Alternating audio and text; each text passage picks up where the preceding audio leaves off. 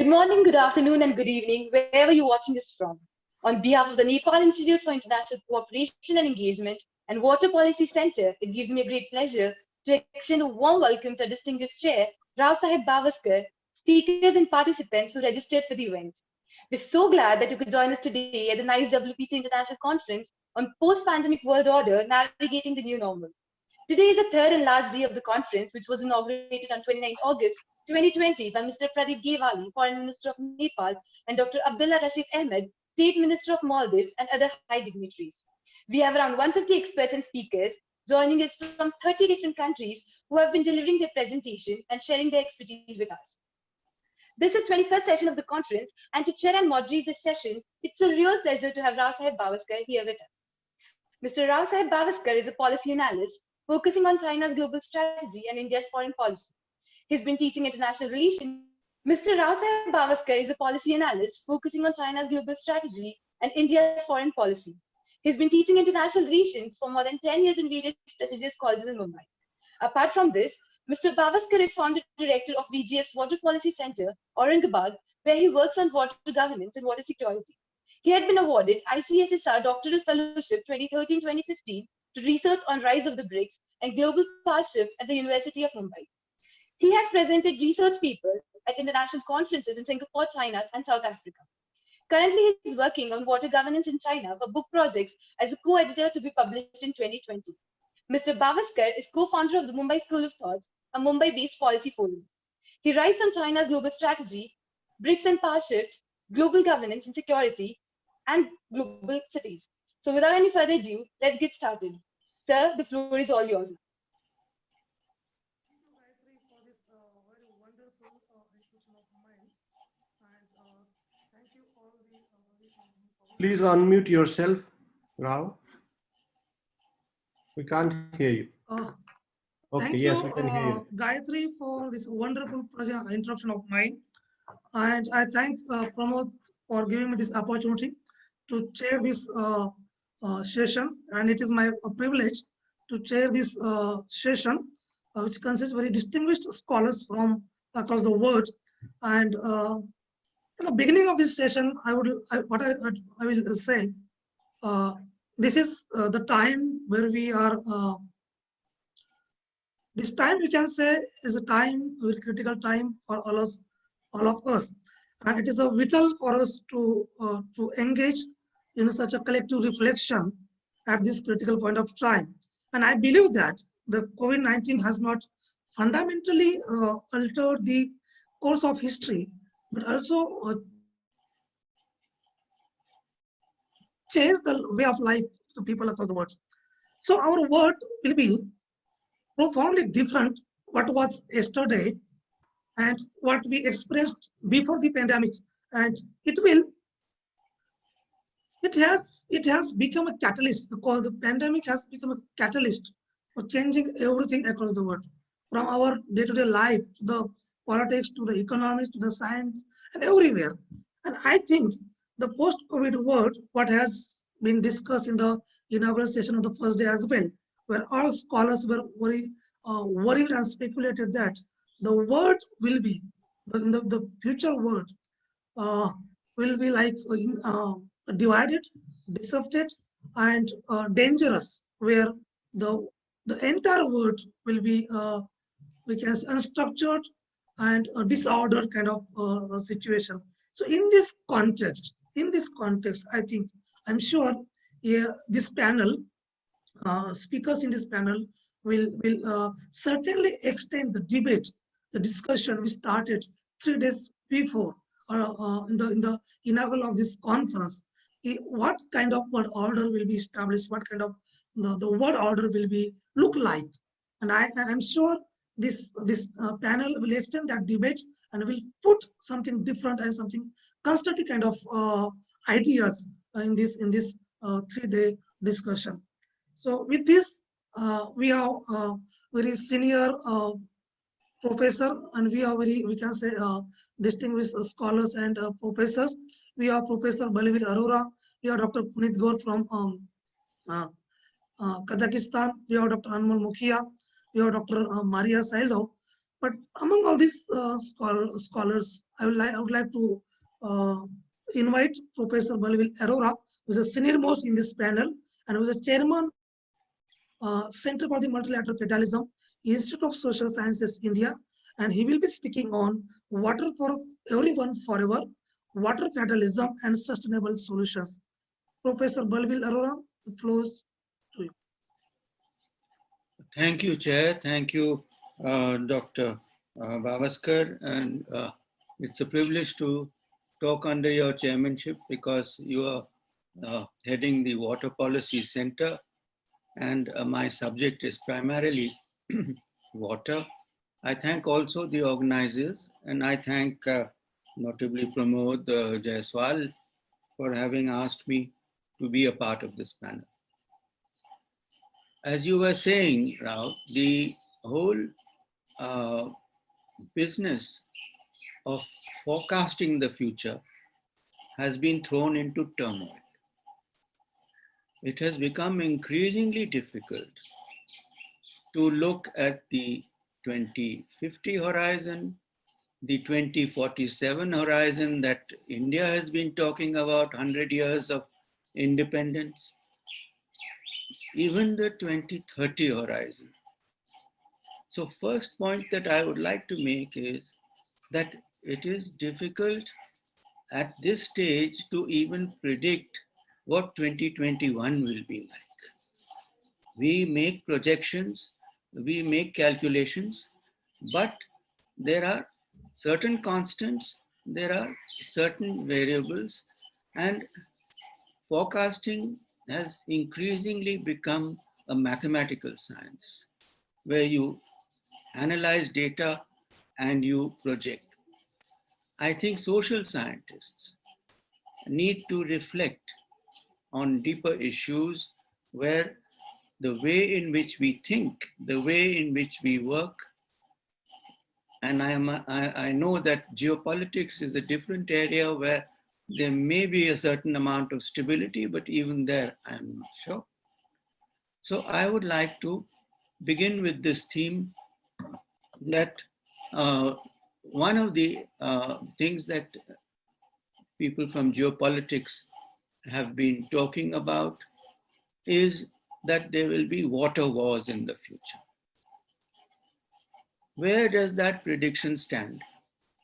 Personally, I have not given it too much importance in my own thinking because I have always felt that when the time comes, a solution will be found. That doesn't stop us from reflecting on the fact that water is a scarce resource, that it is poorly managed, that it is essential for many of the objectives that we have set before ourselves. In the water and sanitation hygiene form, WASH as it's called, is that you need water for sanitation, you need water for hygiene, and under COVID, you're told constantly to wash your hands. Unless you have water, how can you wash your hands?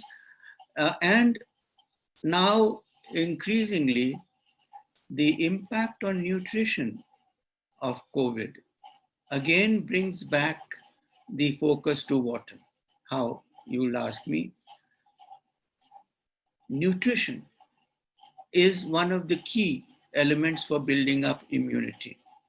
And unless you have sanitation and hygiene, your children will not absorb sufficient amount of nutrition. Particularly, I would like to say, the girl child, who is always the first to bear the brunt and the cost of any scarcity of any situation of penury. You will know that the government of India first talked about our national water mission. Earlier it talked about cleaning the Ganga, but that was not a significant contribution to solving the water problem that had other overtones. But the water mission, Har Ghar Mein Jal, And now the Prime Minister is talking about nutrition. I think it is, all these issues are connected. And therefore, I would take a holistic perspective in looking at where we are heading in the management of water and what can we do better. So the basic idea that you are looking at is how do we provide the water that is needed for, there we are. How do we provide the water that is needed for, yeah, thank you, we keep it there. How do we provide the water that is needed for attaining all the other national objectives? So the first, my presentation to you is in two parts. There is one section which is devoted to the Water for People approach. Water for People is an organization with which I'm involved, and we'll talk about that. The second part is titled Water Federalism 2.0, and then I'll end with a few words on sustainable solutions. So, water as a right. Next slide, please. Water is a scarce commodity. As I said, laws of market, wait a minute, cannot apply. The claimants are many. The principal claim, because mankind dominates the earth's resources, is human consumption, both for agriculture and for personal uses. But there are other claimants too, which we need to keep in mind: animals, birds, flora, and fauna. The principle of sharing is at the core of what I have chosen as the mainspring of this presentation, and that is the federal principle. The federal principle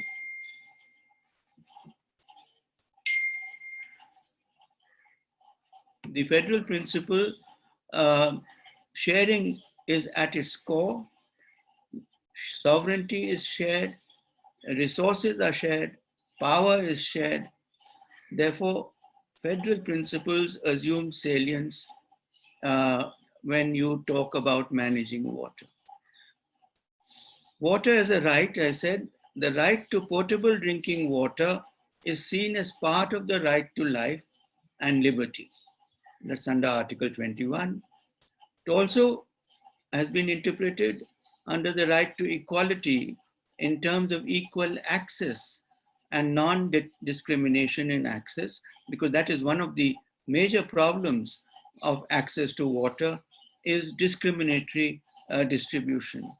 And so since Article 15(2)(b) prohibits discrimination on grounds of religion, caste, gender, etc., on use of public resources, caste is one of the features where there is water deprivation.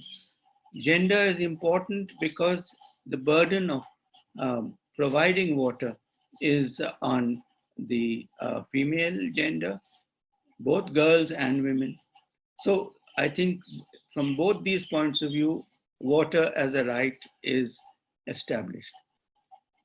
And then the directive principle, Article 39(b), which requires the state to ensure that ownership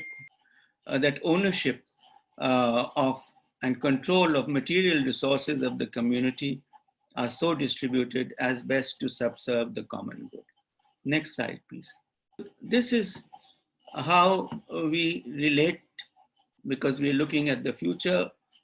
The Sustainable Development Goals are still there for us as a target. And what you see before you are 17 goals, of which water is the goal number 6. But the point here that I am making is that this goal is linked to a host of other goals, because SDGs are the blueprint to achieve a better and more sustainable future. I think that goal remains. In terms of how it is to be achieved, we are beginning to rethink. The challenges that were identified: poverty, inequality, climate change, environmental degradation, peace and justice. All these challenges, even after the pandemic, I don't see a significant change. I do see increase in poverty, increase in inequality. On climate change, the jury is still out. On degradation, it's an open issue. But peace and justice. On environmental degradation, let me say something, is that there is a tendency to use the pandemic to push forward agendas which are clearly detrimental to the principles that we are working for. The legislation for the protection of the environment is sought to be changed, made more subtle, supple, to allow industries not to be submitted to an environmental impact assessment. So this is something that we have to watch out for, that under the cover of pandemic, we may end up at the end of this situation with agendas that have been pushed forward covertly, surreptitiously, taking advantage of the pandemic. I won't go into more examples. There are many which make recovery more difficult at the end of this, when we come out of it, which we still don't know when. As I said, the 17 goals are interconnected, and in the interest of equality, in order to leave no one behind, it is important that we achieve them all. Hence, the motto of Water for People is everyone, forever. Forever means sustainable. Everyone means inclusiveness. Next slide, please.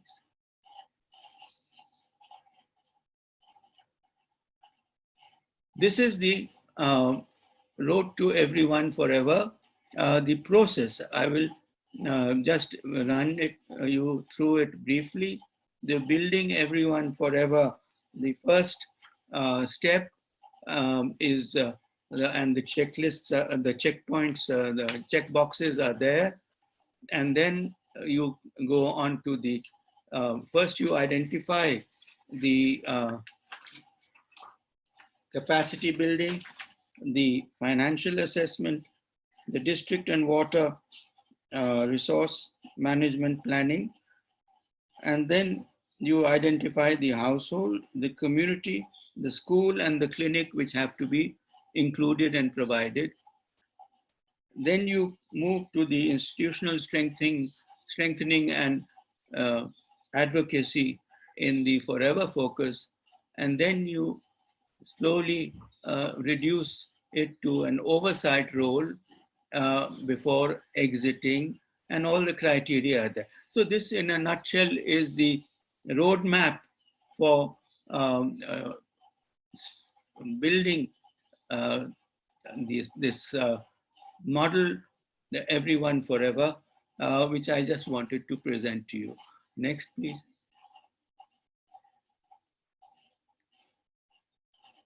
It spells it out a little more in detail: school, clinic, household, with access to water and sanitation. And then forever, as I said, systems that last, that ensure that the districts never need another WASH NGO again. Principle of co-investing is at the core of it, and local governments, local self-governments, and also using public funding, which is made available. I mentioned the national missions. I mentioned the state funding, and of course the local government funding. We'll come to this when we talk about multi-level federalism. All these have to be harnessed. So it's not as if you replace the government funding, the public funding.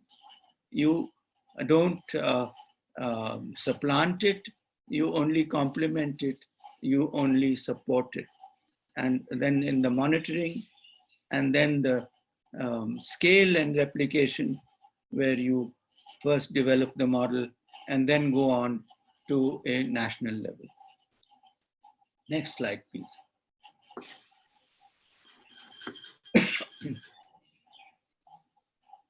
This is a brief overview of the strategic priorities and presence. You have a map there which shows where Water for People is working. Tamil Nadu, it has completed the projects in 3 or 4 districts and has withdrawn. In Maharashtra, the project is in Amravati. I've always maintained that coloring the whole state can give a false idea that the whole state is being covered. No, the districts that are covered, the district is the basic point of reference. The figures in red, the red dots are completed projects and the blue are active projects. The statistics on what has been achieved, well, we haven't ended the period. This was reviewed in 1920, early 20, but then COVID struck, so we don't know whether 2023 is a viable target for all that we had set out. But then that is the fate of all targets which had been set. They will have to be reviewed and revised. Next, please. No, I think we've seen this. So we come now to the part 2. No, we are going fast. Where part 2 starts? Yes, water federalism. Thank you. Now we move to water governance and water security. And I would like to take you beyond the question which has preoccupied much of the debate on water sharing in India, which is the sharing of interstate river waters, their management, and the disputes that arise from it.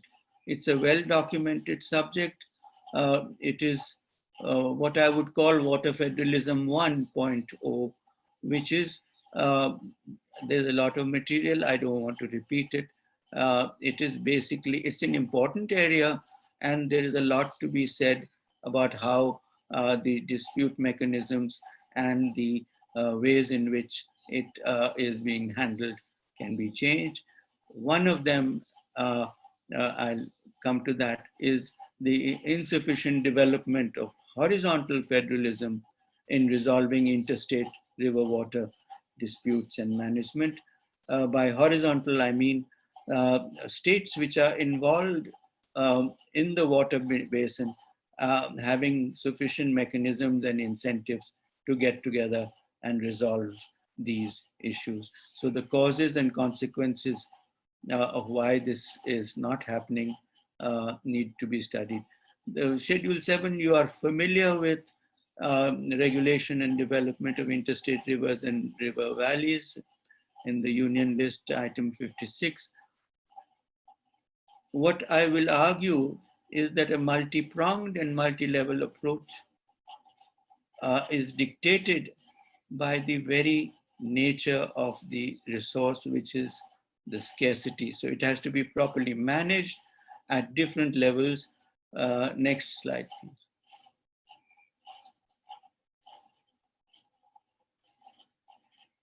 And here I introduce you to the concept of cascading federalism. Cascading federalism is derived from the image of cascading water, and it's most appropriate for this presentation, but I've used it elsewhere also. Cascading federalism refers to the need in federalism for the powers that are shed by the center to the states, that are shared with the states constitutionally, but also in operation, that they should, like a water cascade, go down further to the third level of government, which is the Panchayati Raj system. So that cascade should not be stopped. The natural flow is to move down, but at the states there are checks and there are blockages which stop the powers from flowing down further.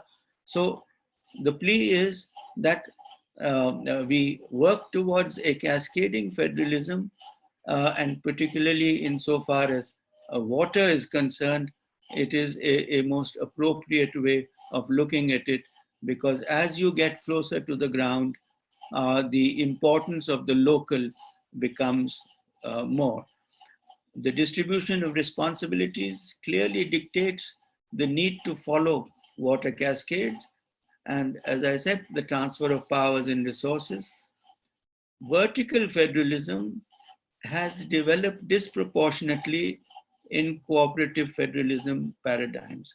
This whole cooperative federalism is basically cooperation between the center and the states, which is what I refer to as vertical federalism, and which has led to the emergence of command and control federalism, which negates the very cascading principle of federalism. The choking points need to be identified, and the states want to micromanage in much the same way as the center seeks to micromanage them. And self-government, therefore, falters because new equations that have emerged in the relationship between the center and the district collectors directly go in a different direction, and therefore these are to be observed, because this is one of the outcomes of the pandemic. The Disaster Management Act and the Epidemics Act have given the collectors rightly great powers, but they have also given the central government powers to dictate to them, to give them directly orders, which is creating a problem sometimes for the cascading federalism principle. Next, please. This brings us to the concept which is at the core of this cascading federalism debate, is multi-level governance structures for local self-government and community participation exist, but there is a patchy record of implementation. And what the pandemic has shown, and this is more reference to the overarching theme of this seminar, is that the health systems performed better on water and sanitation where robust local self-government systems were in existence. Robust functioning self-government systems performed better in water and sanitation, and also in their COVID scores. So there is a strong empirical case to be built up in favor of having robust functional local self-government system. I've given the distribution according to the Indian Constitution. I think this is just for reference. Item 17, and then the schedule 11 and 12. This is the institutional framework. As I said, the implementation is uneven. Next slide, please. I move to the conclusions which I've been building up along this presentation. And the main things that I would like to emphasize are four. First, moving towards activation of negotiated sharing settlements as multi-level government structures provide the architecture. And here I refer you again to the argument for horizontal federalism as a potent tool for solving interstate river water disputes, and multi-level federalism for encouraging robust local self-governments. The prerequisites of the water for everyone forever approach is also based on vibrant local communities adequately equipped and able to assume responsibility for community assets. Because if you want to exit, you need the community to take over and manage and decide how they want to carry it forward. The provision is there, the training is there, but the idea is not to hang on there, holding hands forever. It is that it is to be carried forward by the local communities. So this is a major element of the everyone forever approach. The role of multi-level government architecture and of corporate social responsibility funding, which is very important for sustainable solutions because it provides a buffer which enables assets which have been built with difficulty to be maintained and sustained. I would mention that I have myself visited many of these projects. In the Sundarbans, for example, we found that we had done quite a lot of work in schools, in hospitals, in communities. And then came the cyclone. Now that area is prone to cyclones. Some of them hit hard, some of them not so. And it has profound impact. And what do? You have to start afresh, exiting, then re-entering, or try to work with the local governments who have disaster management funds to see if these can be salvaged. And finally, I think it should be clear by now, Water Federalism 2.0 is defined by two terms: multi-pronged funding and multi-level federalism.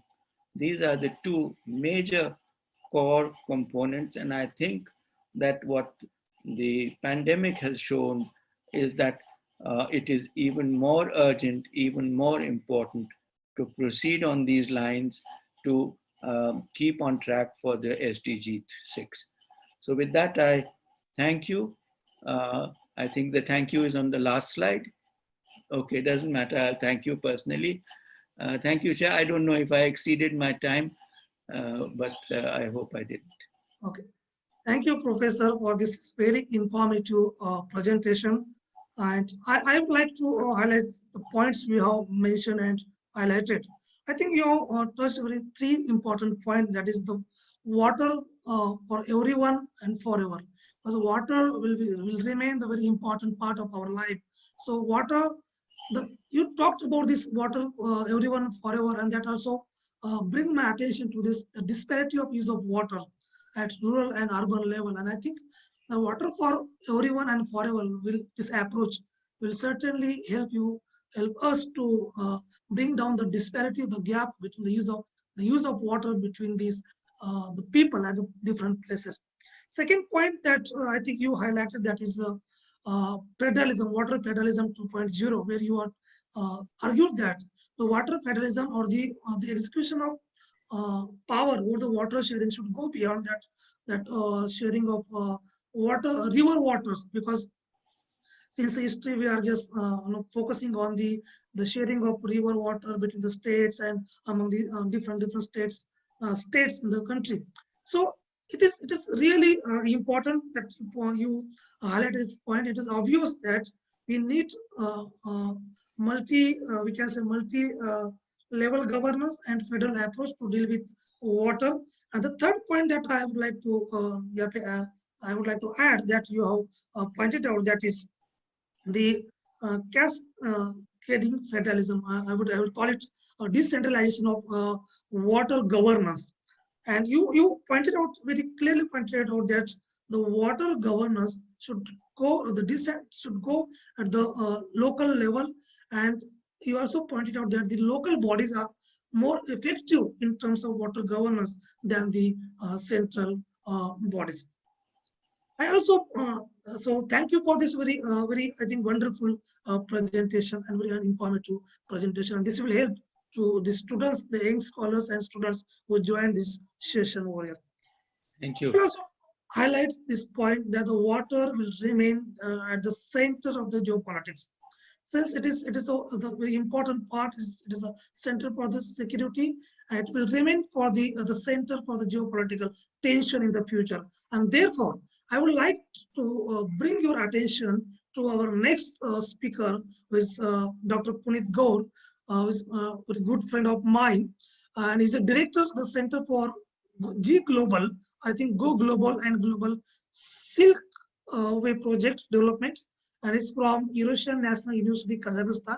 And he will be speaking on the geopolitics in the Central Asia in post-COVID-19 world. And I'm sure he will highlight how the geopolitics will be changing after the post-pandemic, in this post-pandemic world. Dr. Punit, the floor is to you. Thank you so much, Chair. A very good friend of mine. Yes, absolutely right, Rao sir. And at the outset, I would like to give many thanks to personally Professor Pramod Jaiswal, and nice to give me this floor and share with you my own experiences in that particular region, which we called in Central Asia regions. Since 2016, I have been working over there, and I think in that way, it will be very important to understand the politics and geopolitics. As Balveer sir has already mentioned, the water is going to be a very important aspects in this. And yes, in Central Asia region also, water is going to play a very important role as far as whole geopolitics of Central Asian countries is concerned. Although I am not going to touch with this particular topic of water in Central Asia, I will do is that I have divided my paper in three sections. First, a general view on what is exactly happened or happening in Central Asia as far as geopolitics is concerned. And the second, how the period of time major actors in this particular region changed their policy towards Central Asian region. And the third and the last one is what will be or what is the scenario after post-COVID or during the pandemic we have witnesses in this region. And this will be my hypothesis as well to develop further this paper after the discussions and deliberations. So as my topic is concerned is that geopolitics in Central Asia in post-COVID-19 world, but it is very important to understand what is exactly the Central Asian region or geopolitics altogether went into the historical perspective, and then what is happening before pandemic and what will be the happen in post-COVID scenario. So Central Asia, the region made up of Kazakhstan, the Kyrgyz Republic, Tajikistan, Turkmenistan, and Uzbekistan is a vast landmass separating the countries of Eastern Europe and the Caucasus from East and South Asia. Geographically, the strategic location of these countries make them a conduit between different regions of Asia and between Europe and Asia. One can extract the significance of the Central Asian region from the Spikeman Rimland and Mackinders Heartland theory, where more or less both shown the importance of the Eurasian region, which also include the Central Asian countries, especially in the context of geopolitics of the world. And over the past several years, the situation in this region and the world had changed qualitatively. In the early 1990s, no one could have predicted the US desire as the only remaining superpower after the collapse of the Soviet Union to dominate the world will turn against them, and not only will redraw the map of the world and to major changes developed after the Second World War security system, but to the emergence of an independent actor in the foreign policy of transnational networks, including terrorist organizations. The tragedy, and continue to that, the tragedy in New York and Washington on September 11, 2001 shocked the world. It was at once uncomfortable, a feeling of complete hopelessness. If the only superpower cannot ensure the security of its citizen, which is to talk about all the rest, understanding that since the tragedy, no one can feel safe and desire somewhere sincere, but somewhere associated with the attempt to use the best time to solve their internal problems. And this lead under the banner of the US-led anti-terrorist coalition, even irresponsible opponent policy of the country. And with that, the expansion of NATO, also the designation of the exile of evil, and the inclusion of the list of suspected sites of use of nuclear weapons in the US, Russia, China, Iraq, Iran, North Korea, Libya, and Syria, the unilateral US withdrawal from the Abian Treaty. These are some of the points which is very important to understand the geopolitics which is already happened in this particular region. That's why I included into this, which I'm going to further develop. The aggression against Iraq, wave of color revolutions in Georgia, Ukraine, and Kyrgyzstan, the desire to oust Russia in the post-harsh rhetoric against China, all the links of one chain, proving that the United States demonstrated their superiority too openly, shamelessly, and with pleasure. Inspired by the success of the sample forces in Afghanistan, Iraq, the US and its followers are no longer considered necessarily in some way to convince the world community. They did not ask as required. And we all witnesses that the end result of this policy has been disappointing. First, a wave of terror sweeping the world and to intensify the arms race, including nuclear. Secondly, the orientation of foreign policy to the law of force and double standard. As a result, a catastrophic decline in the level of responsibility in politics and broaden the scope of the armed forces in the defense of its national interest. Third, more and more clearly manifested by the inability to guarantee the safety of traditional international institutions, the UN, OSCE, NATO cope with their mission. Fourth, the United States, as the world seems to have lost guarantor in the field of international security, finance, technical progress, even democracy, etc. As a result, updated threat of universal chaos and standing on the agenda of world politics rhetorically question who and how will be able to provide a global and regional balance of power in modern condition in non-polar world or multipolar world. Of course, occurred at the global level, the changes could not but have its influence of geopolitical development in Central Asia and hence on regional security.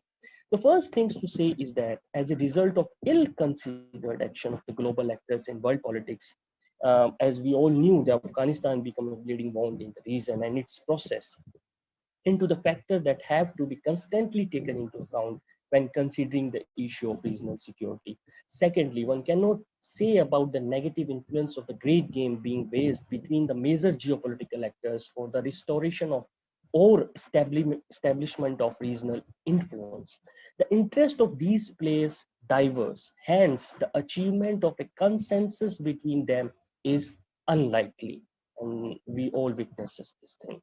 The consequences of this situation somewhat. First, it is the desire of the leaders of the region to play on the contradictions between the geopolitical players that not only blurs the basis of regional integration, but also reduce the level of regional security, making the unpredictable behavior of the partners and to multiply the degree of distrust of him.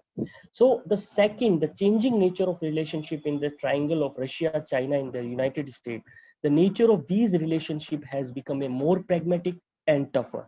It is anticipated that these pragmatism and toughness will be extended to those in this region. Third is the rapid rise of China in the area of Central Asia. Its main objective, the preservation of Central Asia as a strategic rear of China, the expansion of access of hydrocarbon and other resources, which is very well known of the region, the development of the infrastructure for the transportation of these resources in the PRC and the delivery made in China finished product to market of Central Asia, not only Central Asia, Russia and the Europe.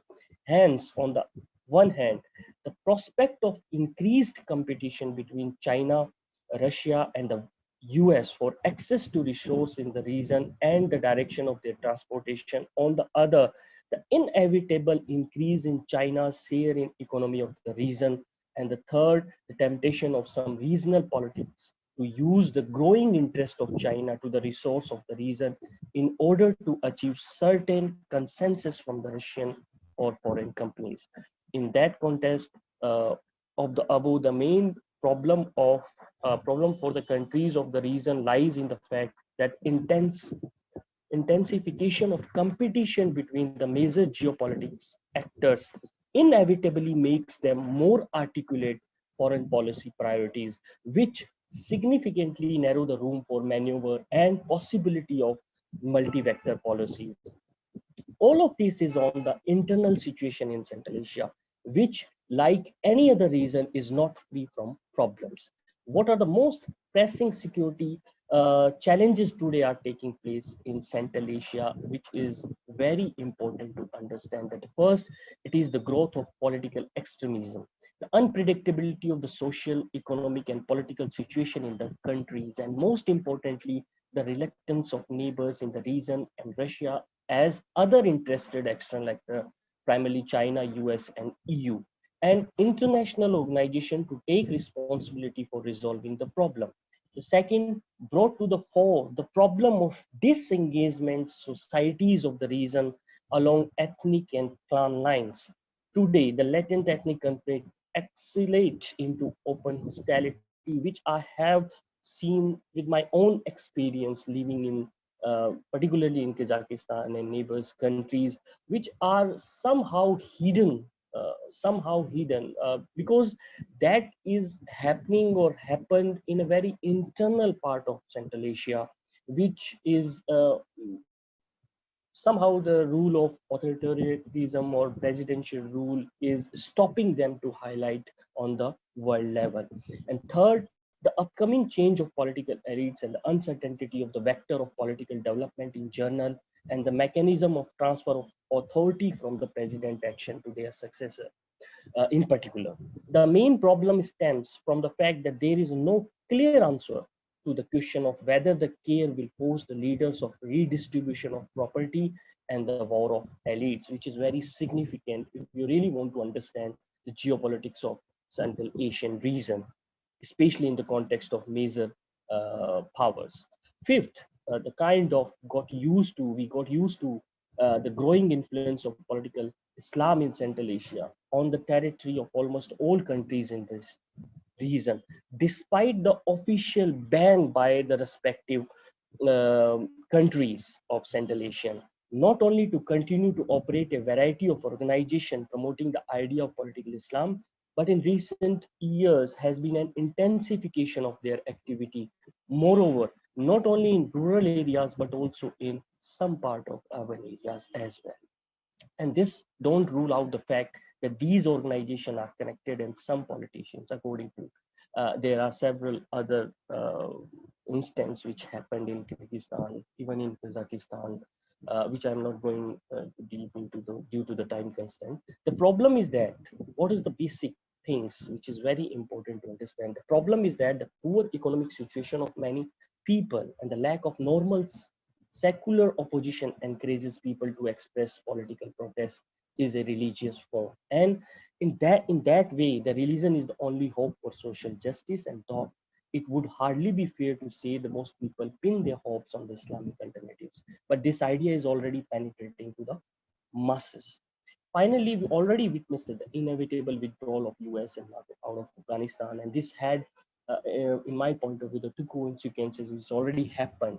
On the one hand, once again, as in the beginning of the mid-90s, actualize the issue of external aggression on the other state in the region, and Russia may have to solve all the problems related. This is not possible to solve all the problems by Russia related to Afghanistan. The main one being the possible emergence of new wave of Islamic radicalism throughout the region and the resurgence of Islamists in Central Asia.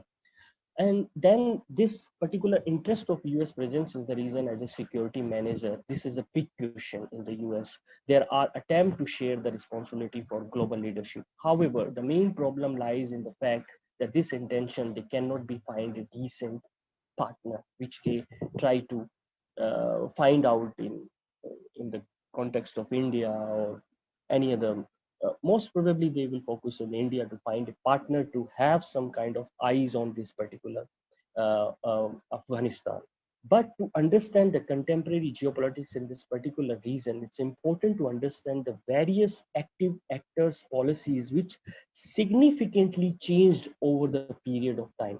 First, I will, in very brief, I will highlight what is US policy towards Central Asia and divide it into two, the earlier period and new US policy. This will gives you a picture how they are changing according to the time being and how they are changing over the period of time. The earlier period, the US policy in Central Asia, the whole post-Soviet space is influenced by the following factors: the US relationship with Russia, the military operation in Afghanistan, the issue of NATO expansion, the energy factor, the coordination of the strategy of the West with the European Union, US relationship with the countries such as China, Iran, Turkey, Pakistan, and India, as well as the problem of radical Islam. In tradition, US approach to Central Asia, there are three approaches. First, the balanced capacity or strengthening. Second, above all, democracy. And third is safety first. The main method of US policy in the region are the following: economic cooperation and economic assistance, or creating the illusion of it. The pressure on human rights and democratization, focusing on security issue, including the military, political, and military technical cooperation, widely used as soft power. And then what will be the change in new US policy, which is announced recently, the through C5+1 diplomatic platform. C5+1 actively organized representative from the 5 Central Asian states and the US to address common concern as well as the promote regional dialogue and cooperation. The United States has 6 overreaching and mutually reinforcing objectives. These objects are support and strengthen the sovereignty and independence of Central Asian state individually and as a region, reduce terrorist threat in Central Asia, expand and maintain support for stability in Afghanistan, increase connectivity between Central Asia and Afghanistan, and last, promote rule of law, reform, and respect of human rights. So the same thing happened with EU. I'm going to give you a brief about EU, but one very important things which we need to extract from this is now whether it is US or whether it is EU, they forget about to establish a democracy. Now they are not talking about to establish first democracy into this country. They are more practical on this particular region of Central Asia. They have their own interest and they are manipulating to how they can achieve their own interest to forget about to establish democracy, which is known, which is a known trajectory of foreign policy of US or EU in Central Asia particularly. As far as European Union policy towards Central Asia is concerned, it is early period. The strategy and policy of European Union for Central Asia does not apply directly to the region security problems in the traditional military strategic term. However, the EU is able to indirectly affect the security of the region. This effect can be accomplished in several ways by European Institute like OSCE, the European Commission, the European Parliament. Second, the specific policy of the European powers, usually the United Kingdom, Germany, and France, and through a military, NATO, a political institution which includes the majority of EU countries. Talking about the EU's Central Asian policy, we should know two important points. First, the European Union, unlike the United States, China, and even Russia, is only related to the geopolitical actor in Central Asia.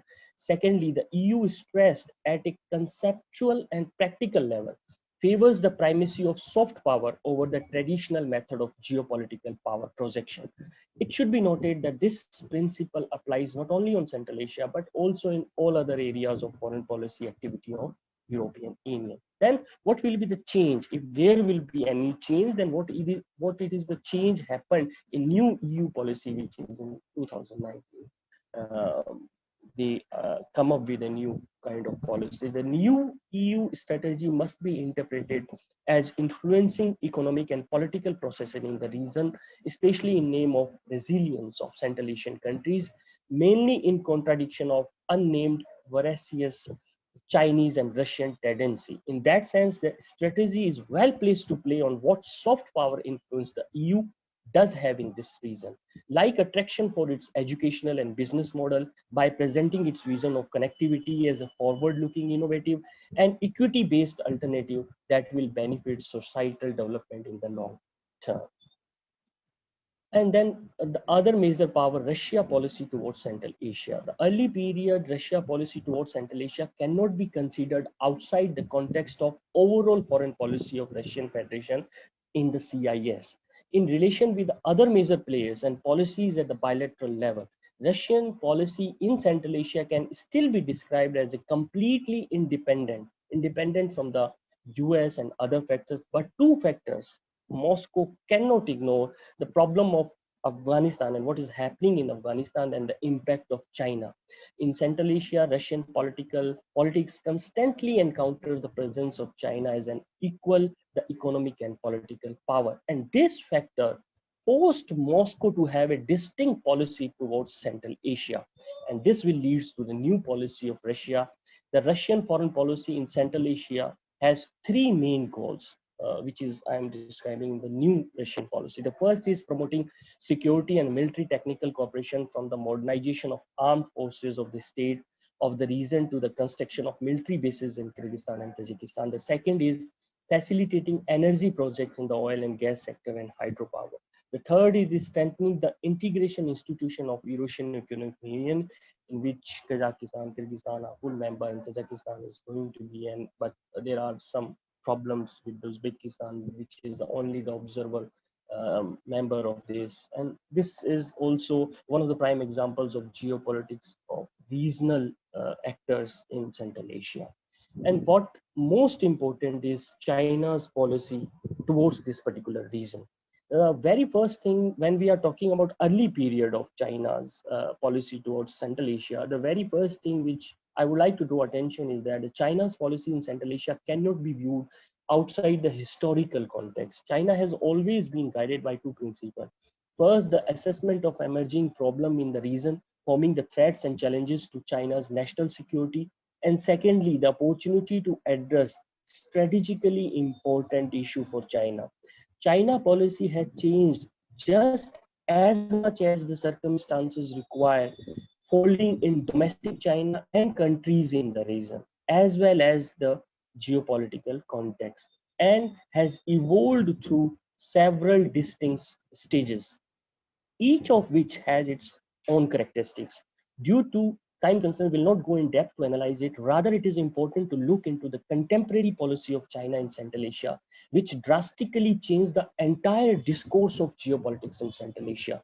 To understand China's contemporary policy towards Central Asia, it is important to have a brief assessment of the new Silk Road diplomacy which is happening in Central Asian region. And it is very well known the significance of Central Asia can be easily understood when China inaugurated or announced one of its giant policy called BRI in Kazakhstan only.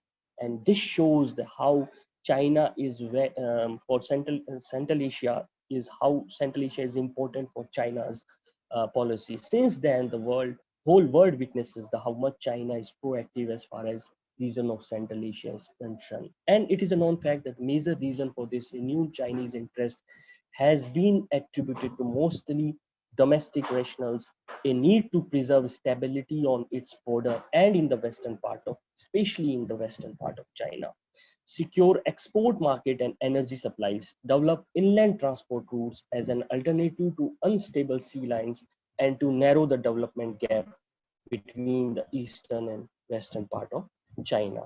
And nonetheless, that what India is going to do, or what it has done so far in Central Asia, this is also very important.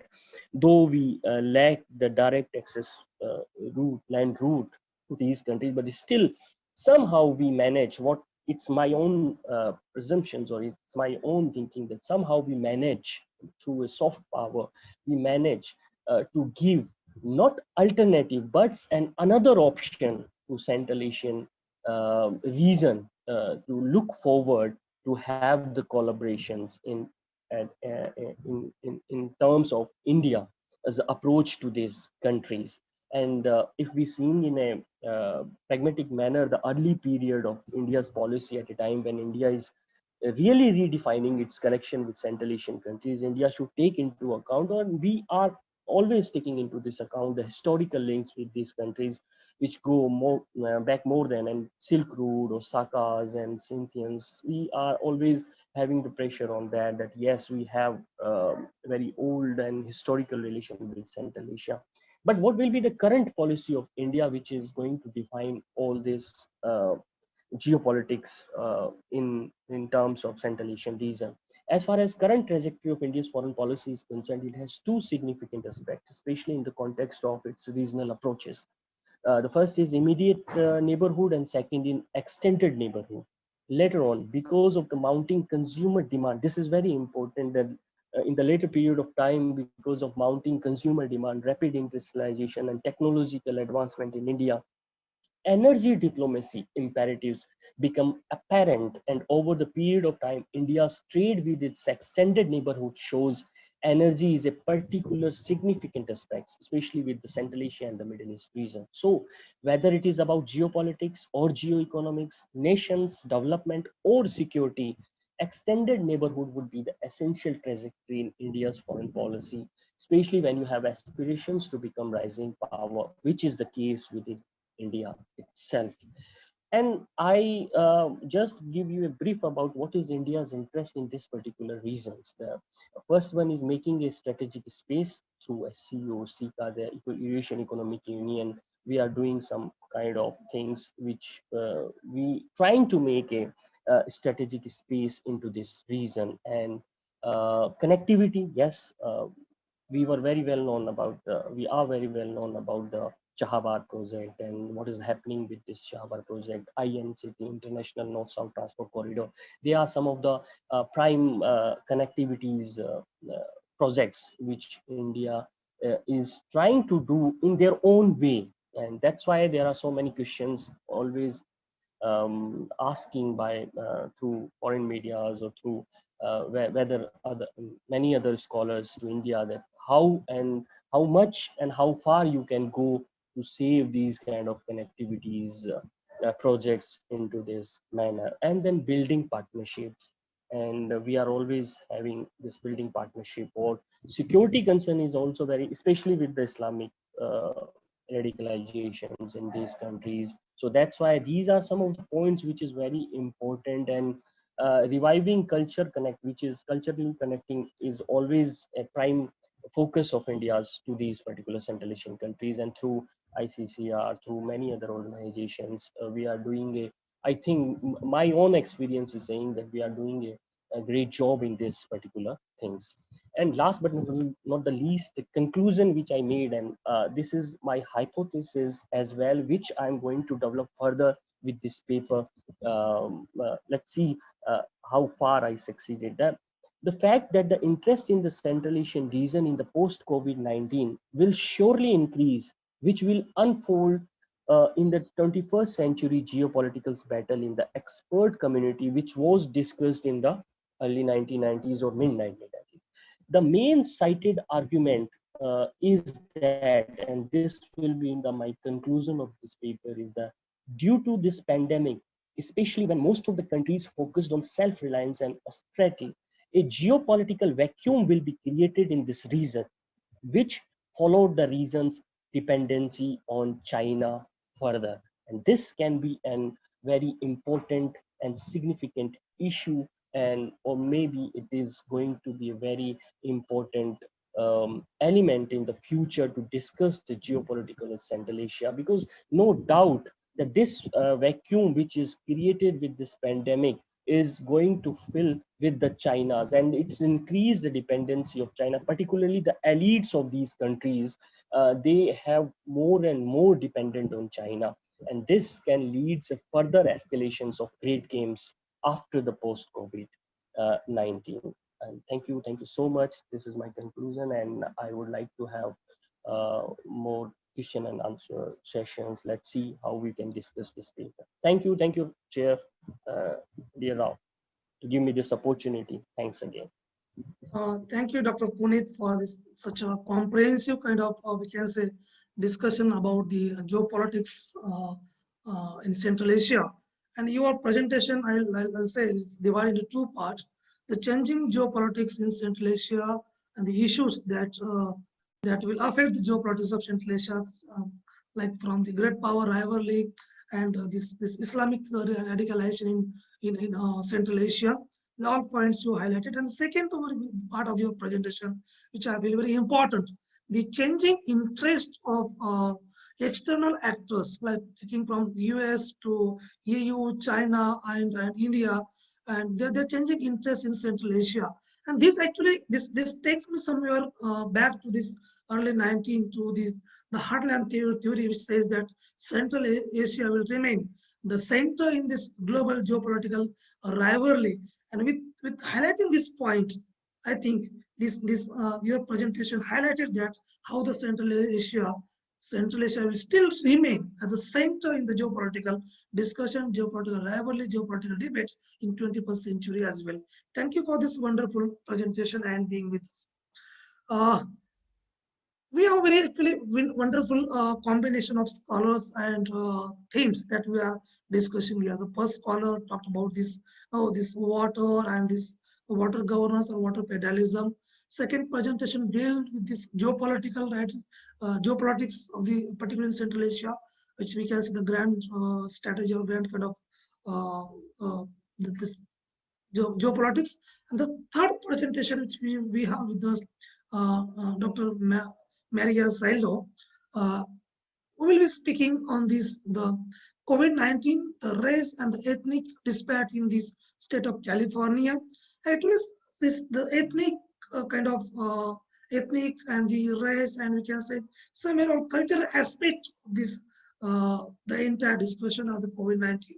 So Dr. Maria Sailo, who is a former assistant professor of St. Joseph College of Arts and Science, and I request Dr. Maria Sailo to take the charge.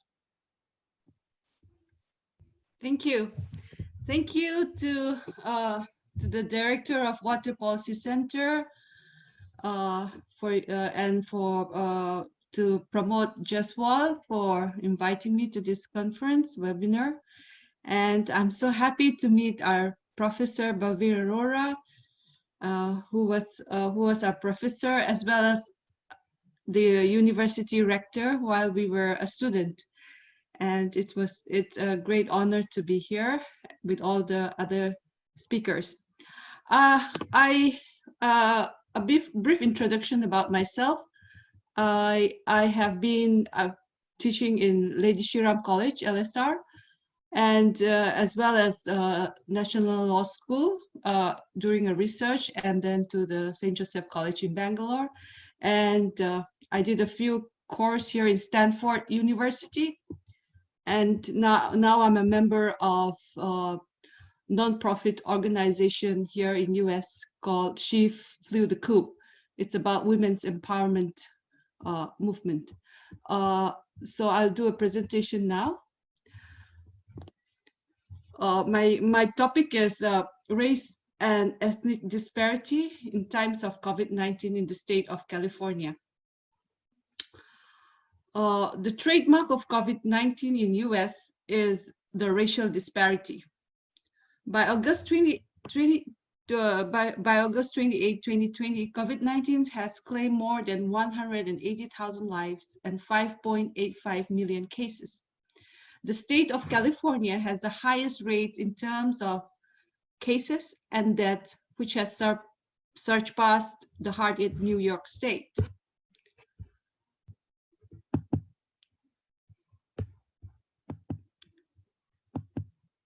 The mortality rates among the minorities, Black, predominantly the African American and Indigenous Americans, experience the highest death toll from COVID-19. Black Americans experience the highest mortality rate nationwide, more than twice as high as the rate for white and Asians, who have the lowest rate. Dr. Anthony Fauci, who is the director of National Institute of Allergy and Infectious Disease, pointed out the similarities between HIV/AIDS affecting gay community end COVID-19, which is a shining bright light on how unacceptable health disparity among the Black community are. Shelter in place in San Francisco. On March 4th, Governor of California, Gavin Newsom, proclaimed a state of emergency to ensure public health and safety. Then on March 16, 2020, shelter-in-place warning was declared in San Francisco and the surrounding Bay Area to limit the spread of coronavirus. San Francisco shelter-in-place was the first in California, and the rest of the other states followed. By early April, the virus was prevalent in Bay Area and Southern California counties and became more concentrated in Los Angeles and Imperial counties toward the end of the month, spurred by community spread. California is now stratifying COVID-19 data by race. In California, Latinos or Hispanics are the most affected.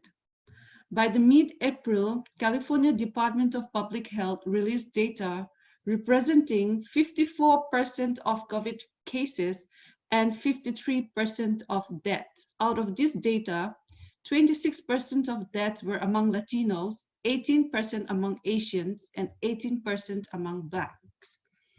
Data released by Los Angeles County showed different picture. Black residents are dying at a slightly higher rate than other groups.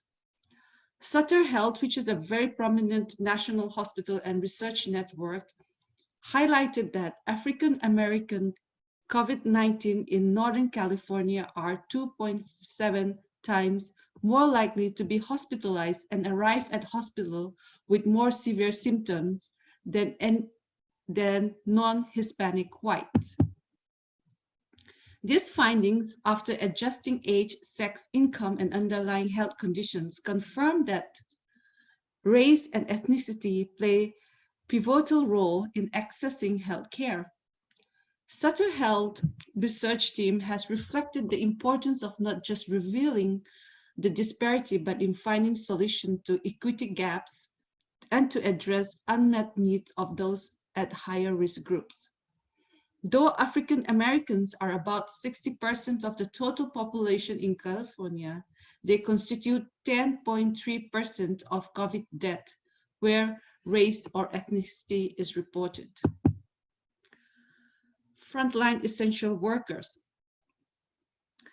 So the death rate of the African Americans are also due to the lack of access to healthcare, education, income and wealth gaps, and crowded living conditions, lower paying and unstable jobs, no flexibility, no options to work from home, higher risk of exposure, cannot miss work even in sickness because they do not have enough money to buy essential food.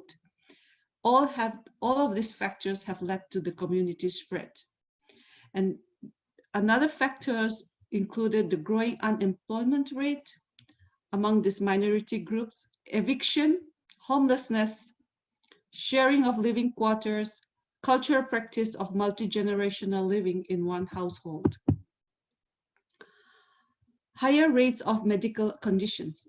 Native Americans relatively have higher rates of diabetes, hypertension, and heart disease, making them as a vulnerable group.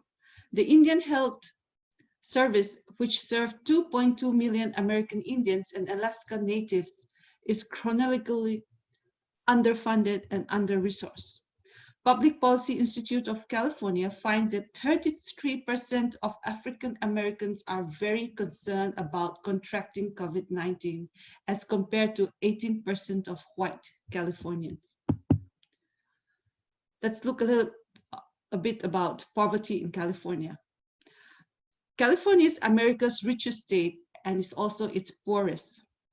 US Census Bureau have provided that California's poverty rate is 19%, that is 7.5 million people, while the national average is 14.1%. Skyrocket housing costs and low-wage jobs are the causes of poverty and staggering inequality in the Golden State. Most poor families in California are working. More than of Californians are living in or near poverty. Crises are worse among its Latino communities, which is the state's largest ethnic group. In 2018, 22.9% of Latinos lived in poverty, 18.2% of African American, 15.9% Asian American or Pacific Islanders, and 12.8% of whites. California Latino economic institutions have reported that 80% of Latinos cannot afford to buy a home. 62% of Latino households are substandard as defined by the federal guidelines, including inadequate kitchen, bad plumbing, overcrowded, and overpriced. COVID-19 and the most important factor and effects is the online learning, which has excluded the poor students. Experiences diverge dramatically when campuses are closed. Students from low-income, ethnic minority communities are in crisis. Educational inequalities, digital divide, unequal access to computer, internet connections, Google Hangouts where teachers give them assignments, no educated parents to lean on to. Most of them works 2 shifts and are single parenting. So the longer this goes on, the longer will a generation be left behind. People are worried, not just about dying, but being laid off from work, what to eat, and how to pay rent. In higher poverty, low income, majority Latino districts, online attendance of students are very low. Luis Chadis, this is a case study, a social studies teacher in Augustus Hawkins High School in southern Los Angeles, has 120 students when school was closed. But he never had more than 15 attend in an online class. So there is a deep disparity along the lines of race, ethnicity, and family income when it comes to online learning. Now, let's talk about the politics of pandemic and the presidential 2020 race. In the Democratic National Convention and in and a week followed by the Republican National Convention, what are the competing visions of America? For Donald Trump and Biden's campaign are mainly over the deadly pandemic, race and ethnicity, spiked by the police brutality, the Black Lives Matter movement across the country, and the economy struggling to bounce back, which has become an unprecedented and new to modern times. Features of presidential 2020 campaign for Trump is to undo the 4 years of chaotic leadership, and for Biden is to appear less passive and move the country to a more inclusive governance. So the election that we're going to face in November 2020 is now nicknamed as the pandemic election. Democrats argued that a Trump second term would put the foundation and institution of American democracy at risk. Republicans, on the other hand, argued that a Biden presidency would bring a dystopian future of chaos and violence in the streets, a socialist government in Washington, and a rollback or loss of fundamental freedoms. Let's see the world's perspectives of the United States in the post-COVID time. Loss of confidence in itself as it grapples with the pandemic, no longer considered as a leader, particularly in dealing with the pandemic because it now has the highest number of infections and deaths. B, long-standing political divisions, racial reckoning like never before, doubt of the United States' appetite or capacity for a collaborative leadership role at the time when health and economic and environmental crisis is calling out for committed global cooperation. Thank you. I leave the floor for further discussion. Thank you, Dr. Maria, for this wonderful presentation. And I think you are, I'm summarizing with your this session or this presentation.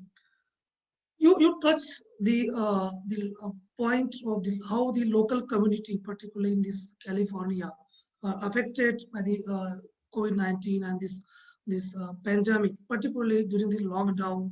We see the whole community across the world suffered a lot, particularly those who are, we can say, temporary workers or laborers, and those are indigenous people in particular suffered a lot, because those who are having a good job and even salary even during lockdown down, they're saying, okay, we don't have issue, just extend the lockdown. But the people who are daily surviving on a daily wages and surviving on this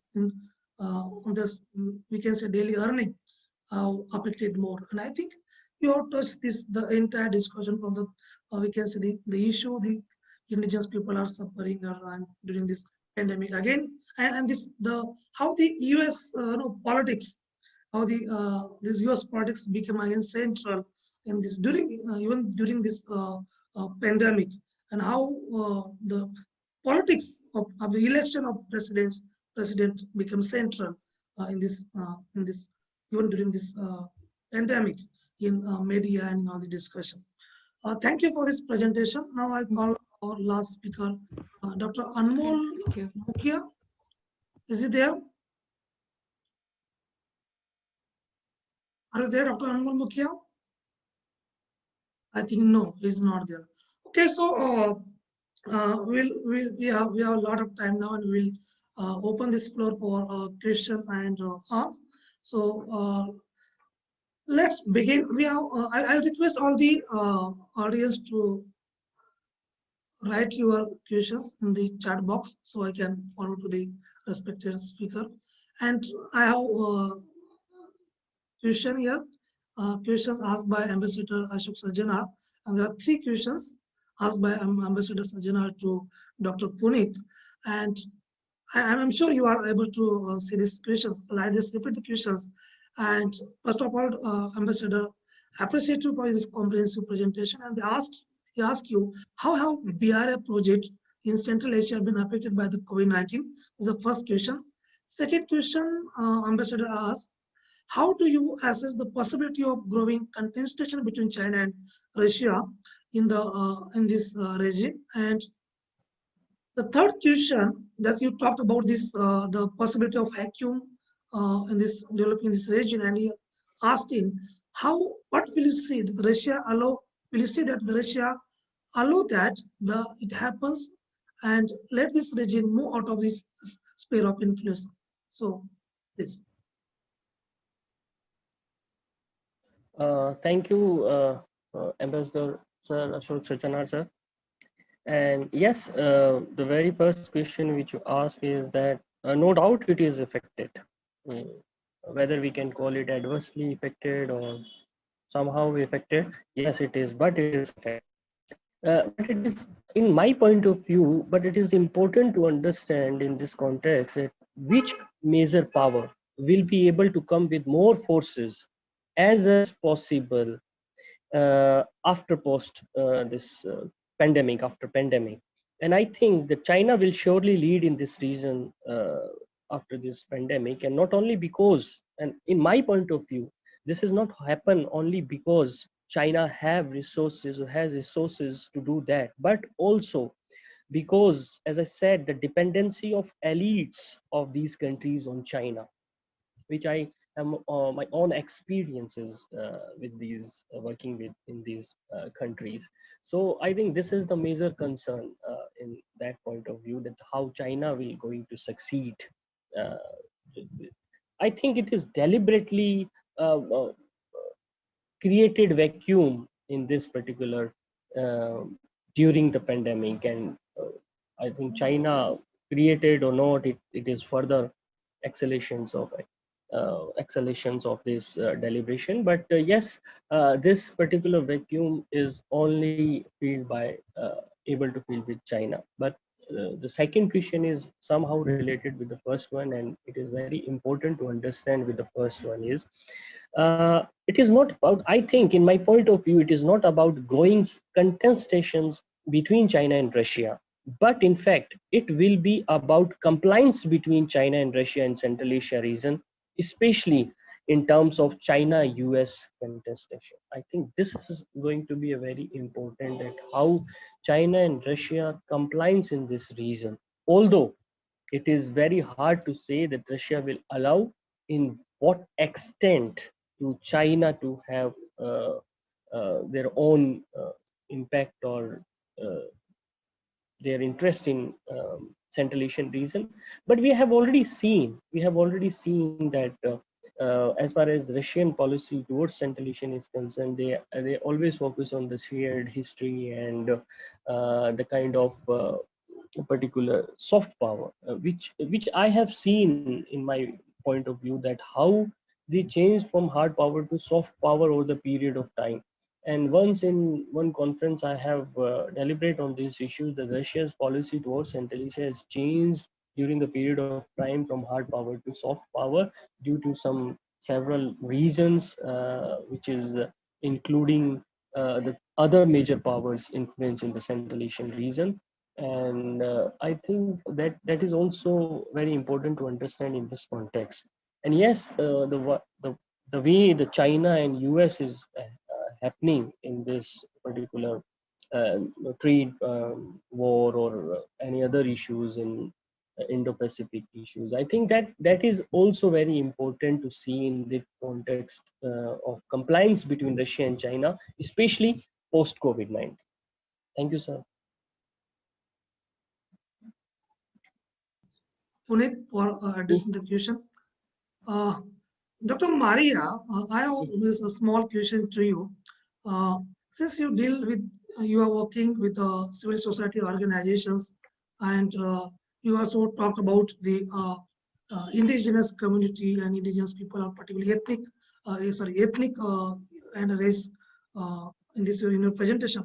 I have a small question, like how the civil society, in particular in California, responded this COVID-19, and particularly in terms of helping these indigenous people and the ethnic groups in the California, please. Yeah, there have been an outreach programs, particularly in the organizations of Native Americans, and there are networks that have been working to identify various measures, which includes like income gap, living conditions, because majority of these ethnic minorities, which in America would include the Native Americans, the African Americans, and the Latinos, and particularly in California, we deal mostly with the Latino communities because they are the largest minority here in California. So for example, the Sutter Health department is doing is identifying the broad spectrum of this, like for example, income disparity, which is actually the widest gap of income disparity is in the Bay Area, because like I have said in the presentations, because of the high cost of living, okay, and then the low paying jobs. And I want to mention that this minority communities, particularly the Latinos here in California, are less educated. All right, they are less educated. They do not access high quality of education. So the number of high school pass out is very low. So, and these sectors are usually employed in the informal sectors, which we would include the frontline workers, the essential workers, where we find them in the grocery stores, where you find them in the cleaning, or in the processing, backroom processing. of companies where there is a not enough ventilation, and then also their close living quarters. Because of the high cost of homes, they live in small quarters, and they are like about many people living in small living spaces. So all this has contributed to more spread, community spread among the minority regions. So the study of this ethnic minorities in California and their effect on the pandemic is not to reveal the disparity, but more to find a solution as how best the policy can be developed, so that there could be less of inequity and gaps, to shorten the gaps between these inequities. Thank you, Dr. Maria. Dr. Maria, Professor Balveer Arora have one question with you, and the question like online courses and work from home have differential impact, you said. So what are the forces you foresees which would like this to be prolonged? Question is in chat box. The question is in chat box. And the question is that what are the forces you foresee which would like this to be prolonged? To be prolonged. Yeah. Sir, the online courses and work from home, here what we are experiencing, and because I also have two daughters who goes to school, and but they do not go to school now. And my husband, who works in the in the Silicon Valley, he works here. He works from home. So what we see now, I first want to talk about this. It's very difficult. It's very difficult, like across the country, it's very difficult to deal with this work from home and homeschooling. So what the California school district has trying to come up is how best can we manage how best can we manage sending children back to school? What are the managements? What are the parameters that they're going to follow? So we are hoping, though the Vice President Mike Pence said in the Republican National Convention that let's get a little bit the political side. Though he said that we are in the blue state, sir. We are in the blue state. California is a blue state, so they are not trying to open the schools. Whereas in the red states, they are opening schools. Red states means the Republican states. So they are opening up schools, but we are in the blue state, and our governor is Democrat, so we're not opening schools right now. So that is the political dimension of so we're not opening. We are not a rush to open schools. And though Joe Mike Pence said that schools should be open, the governor, Gavin Newsom, is a Democrat governor, has not yet made any declaration for opening up schools. But on the general opinion is that we wanted school to open as soon as we can. And right. Yes, yes, Professor sir. Arora. Yes, Yeah. Professor Can I intervene for a supplementary, Chair? Yes. Yes, Professor. Yes. Yeah. No, Maria, I think the point you raised, because we are going through the same thing. Yeah. And there's chaos as far as the schools, the examinations, and all are concerned. And the work from home, for example, my son-in-law works for Adobe. Okay. And they have extended work from home till next July. Now, what I am wondering is, this is not, of course, in the US, there is this blue-red conflict right now, which is quite acute. And so I understand that dimension. I am seeing it from the point of view of the universality of differential distribution of handicaps. Okay, you raise that point, which means online courses are only available to those who have the technical and the bandwidth and the internet connectivity and the electricity. There's a whole lot of things there. The second thing is that the way in which some of these temporary solutions are finding proponents who see an opportunity to cut costs, but to the permanent disadvantage of some segments of the population. You're understanding what I'm saying? Yes. For work from home, for example, some businesses are giving up their rented premises, saving on rent, and maybe not trying to get back to them. So my question, since we are talking about the pandemic has had this effect of leveling the world in a sense, is that California and Uttar Pradesh face the same problems as far as. So what are the forces which will push to making some of the things that we have resorted to under compulsion? What are the forces which will want them to be permanent? Work from home, for example, means you have to have a home. It can only be for white blue-collar workers. It can't be for a whole lot of people. So we need to see through this.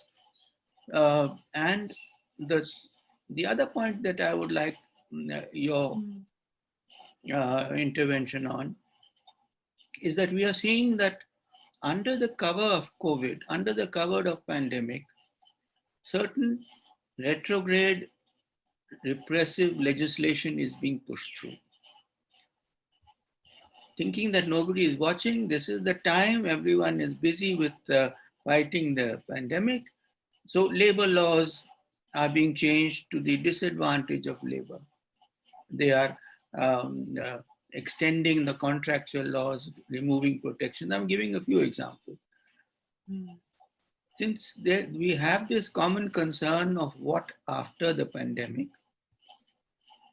we are undergoing, I've been locked up for 5 months.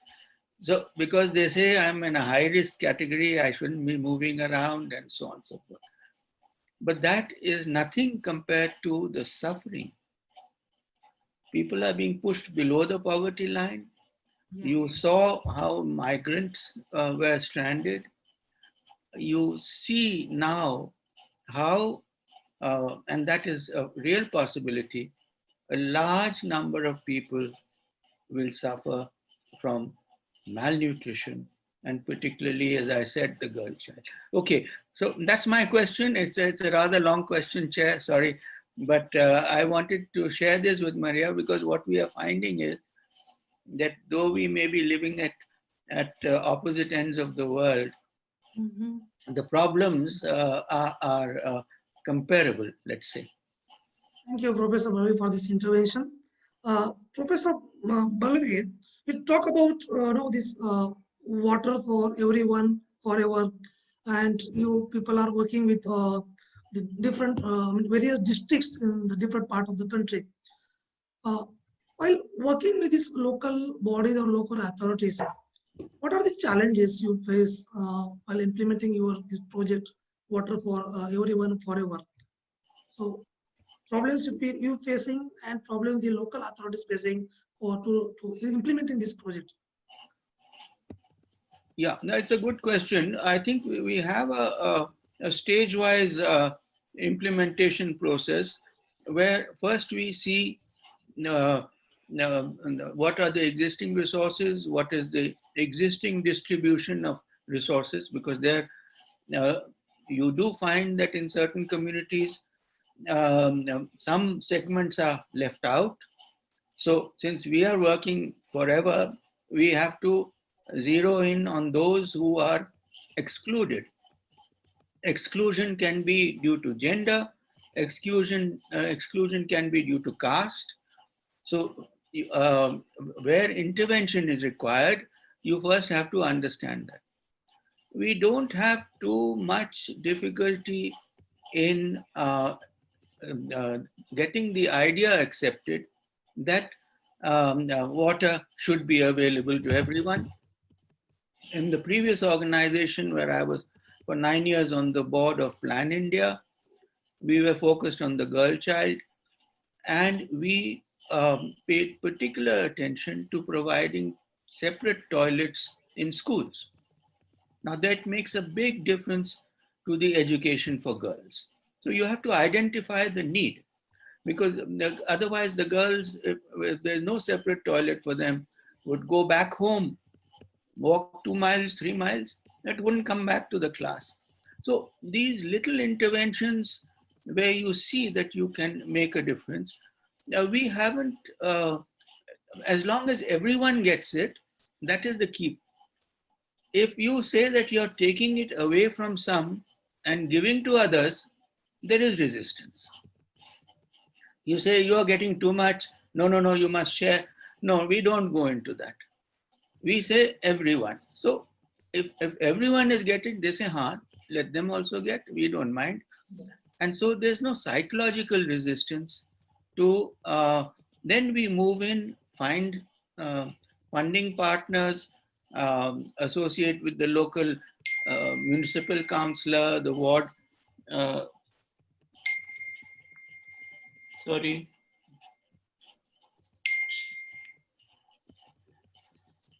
The basic principle, to cut a long story short, because we could go on, I mean, I'm quite passionately involved. Maria, after retirement, I got into all these things. Yes, I can see that, sir. I can see that, sir. When you are dealing with communities, corporate social responsibility helps, because if there are industries in the area, their workers are in these bastis, for example, and in schools. Now there is absolutely no resistance to helping schools. You just go into a school, you provide the toilet, you provide the hand washing facility, you provide the soap. Very often the soap manufacturers give you the soap to put in the schools. It is, it's overall very edifying to see the impact you can make.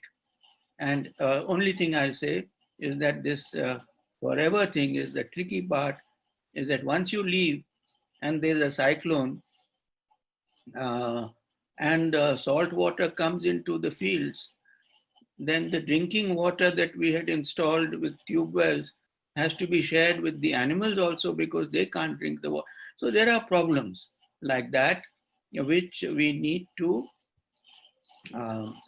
rethink. Normally we then become advocacy and pressure government to use the disaster relief funds to sort this problem out, saying that we've done the initial work, now you have to keep it, help them keep it going. Do I answer your question, sir? Yes, sir. Thank you. Thank you very much, Professor. I don't see any question in chat box now. So I must say we should wind up this session now. And Director, yeah. Can I ask a question to Professor Balveer, please? Yeah, sure. Sir, I really enjoy listening to your presentation. And one thing that struck me so much was about discriminating distribution. That you talked about discriminating distributions and caste-based deprivation, as well as gender-based deprivation.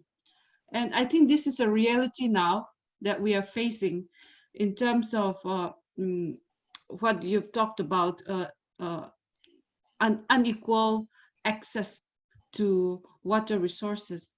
And I think it's a reality. And I would like to ask you a little bit about this, the gender-based deprivation, where you focus on the girl child. What is the impact of a girl child when, in terms of discrimination of distributions of water resources? Yes, yeah, I'll take just a couple of minutes if it's okay. Yeah, no, I think your question is very important because gender parity and gender justice are very crucial issues if a country has to achieve its full potential. The girl child is very severely handicapped. From the moment she's born up to the time that she is hurriedly married off, because in times of difficulty, families see her as a burden. They take her out of school. If there's not enough food, they get her to work in the fields or to marry her off as soon as possible. I think that in India, one of the impacts of this COVID thing, because we are talking about foreseeing how it's going to change. One of the impact to watch out for is that our girls and young girls and women don't suffer. It is going to be, there's not a real policy at the government level for that. These policies of water for everyone and nutrition now for everyone, if you can see that when the schools are closed, for example, the midday meal scheme, which was a major source of nutrition for children, the children came and benefited, of course, through education, but through, once the schools are closed, the dry rations are deposited in the house. Does the girl get her share? Maria, in a short sentence, I'll say, we have to ensure that girls get their due share. I think that is the key to the whole thing. If you can ensure that they get their due share, that they're entitled to half, they should get half. If not half, they should get 45%.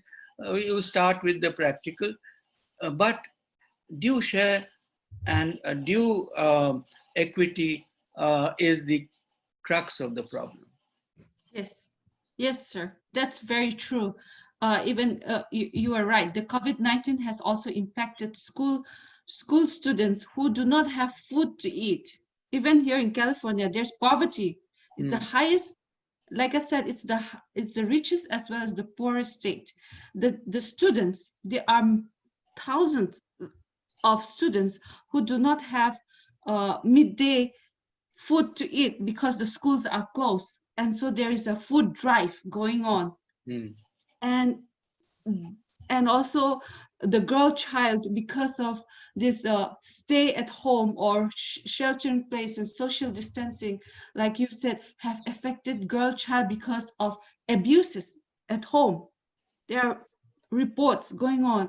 So like you said, sir, the policy has to target the girl child. For every policy has to target the girl child for the distribution to be less discriminatory.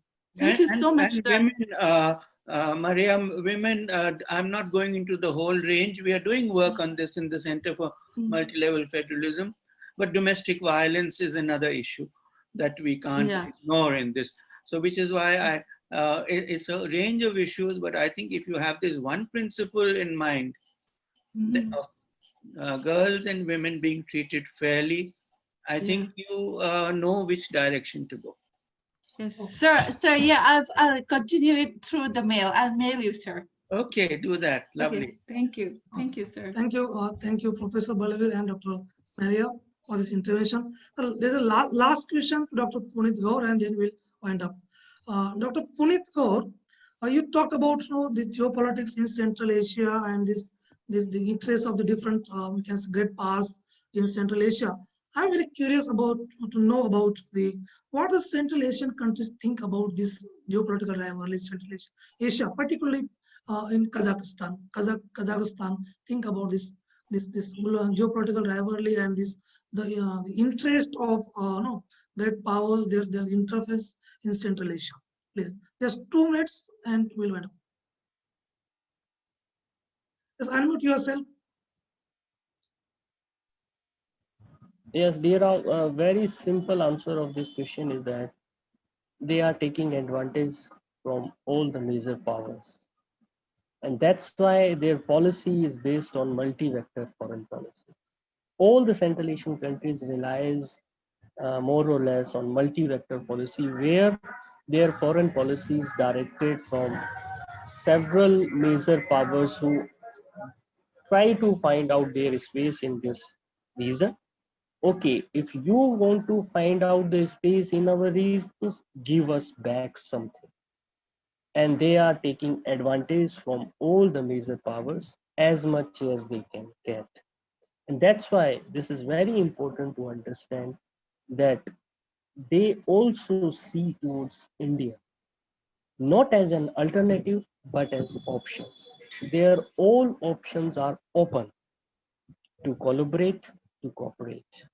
That's why this is very important to understand the geopolitics in terms of Central Asians perspective. Thank you. Thank you, Dr. Punit Gaur, for this intervention, this response to the question. And I thank you all the panelists, all the speakers for being with us and for spending time with us and for this wonderful discussion actually.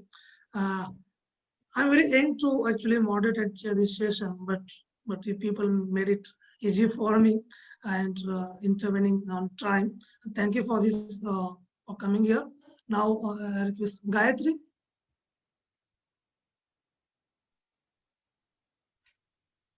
Yes. Distinguished chair, speakers, ladies and gentlemen. As we come to the end of the session, I take great honor in proposing the vote of thanks on behalf of NICE to all who have graced us with their presence and contributed their parts to make this event a resounding success. We would like to express our profound gratitude and sincere thanks to Raosaheb Bawaskar for agreeing to chair and moderate the session today.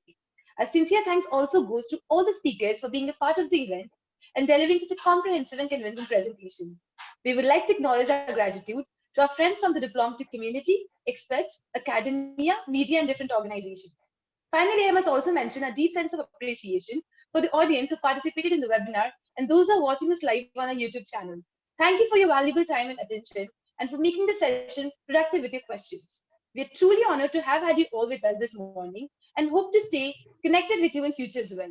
It's really been a pleasure. Also, do join us to our next session. Thank you so much.